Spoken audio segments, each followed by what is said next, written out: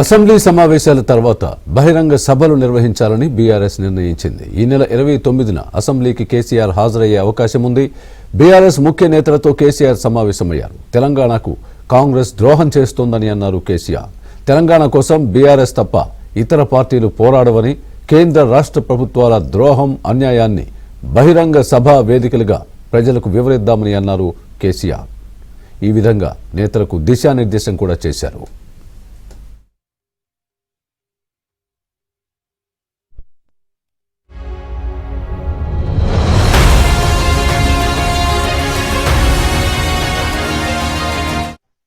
BRS ముఖ్య నేతలతో కేసీఆర్ సమావేశమయ్యారు. తెలంగాణకు కాంగ్రెస్ ద్రోహం చేస్తోందని అన్నారు కేసీఆర్.